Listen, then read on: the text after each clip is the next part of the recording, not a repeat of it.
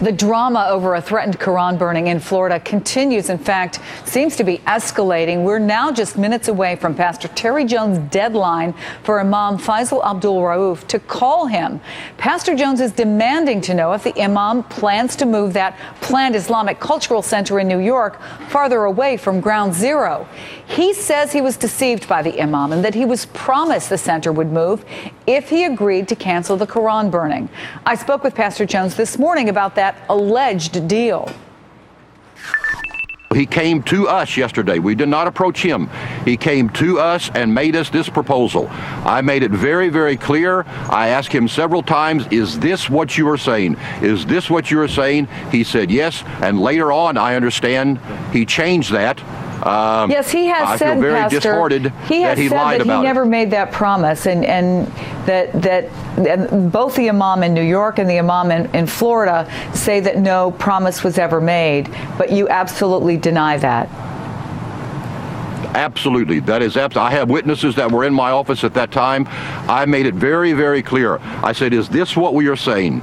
Are we saying you will move the Ground Zero mosque if we cancel the Saturday event? He said, yes. Now, the pastor's antics, he's going to have the Qurans burned, not burned, burned. They've ignited an international firestorm of criticism from Washington to Afghanistan. No voice more prominent than the President of the United States himself. And today, President Obama spoke about the dangers he believes are posed by spewing such anti-Muslim sentiment and the importance of recognizing the contributions made by Muslims here in the U.S. I've got Muslims who are fighting in Afghanistan in the uniform of the United States Armed Services. They're out there putting their lives on the line for us, and we've got to make sure that we are crystal clear for our sakes and their sakes. They are America's. Joining me now, blogger and host of Young Turks, Cenk Uygur. How are you, Cenk? Great, Chris. How are you? Yeah, give me your take on this. I mean, how does it get to the point where this pastor nobody ever heard of a week ago, who's got maybe a handful, as many as 50 parishioners, suddenly is taking phone calls from the defense secretary and is being talked about by the President of the United States? Well, this whole situation is terribly messed up. I mean, this guy is clown of the earth.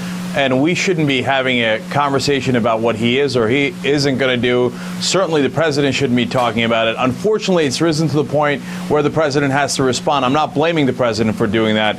It's just, it's comical. I mean, there are wackos like this all across the country.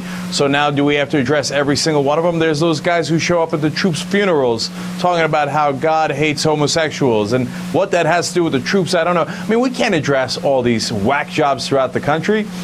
But there's a second side of this, Chris, that's really important. The rest of the world, the Muslim world. I've got to interrupt you because here's the pastor. Let's hear what he has to say. It seems again that things got a little bit mixed up. So, Cenk, what we're told from on location is that there is no call from the imam, which would lead us to believe that this could continue for Saturday, that there could indeed be Quran burning. Your reaction?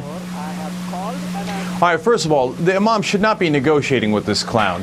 The Imam Rauf in New York is a perfectly legitimate player in the country. He has represented our State Department under Bush and Obama. There's Multiple no reason times for him to negotiate with this lunatic. Yeah. So that I dismiss that entirely. And, of course, it turns out he hasn't called him. So this was another imam in Florida who was trying to get in the middle. But look, there's a second side of this that's really important. The rest of the world, especially the Muslim world, has to understand that in this country we have freedom. And sometimes that means freedom to do lovely things, and sometimes it means freedom to do terrible things. And as much as I think Pastor Terry Jones is crazy, he's got a right to be crazy. It's called America. But and we're not responsible for everything Terry Jones does. Maybe you don't buy into the argument that's been made by a lot of people, including the president and the defense secretary, that this puts American lives at risk. Service members, civilians abroad. Does he have the right to do that? But look, as much as I can't stand Terry Jones, that's not on him. That's on the people going to kill random Americans for something that one guy in the country's doing. We got 300 million people here. They're all free to do whatever they like. So what, they're going to kill random Americans based on what somebody in the country is doing? Our government doesn't control everybody. We don't want them controlling everybody. We're not a dictatorial government. So we can't have the government come and tell Terry Jones that you can't burn the Quran. And what's worse, burning the Quran, which I think is loathsome and deeply offensive, or killing somebody because somebody burned a book or a couple of pages. And it's not even killing Terry Jones, which would be reprehensible and despicable. It's killing a random American. So I think we also have to be angry at, honestly, some of the, not all of the, of course, but some of the Muslim reaction around the world. And I don't want to be intimidated by that.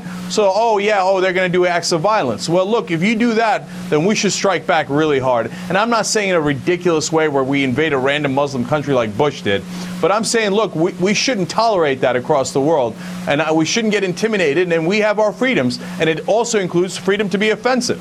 Cenk Uygur, as always, thank you.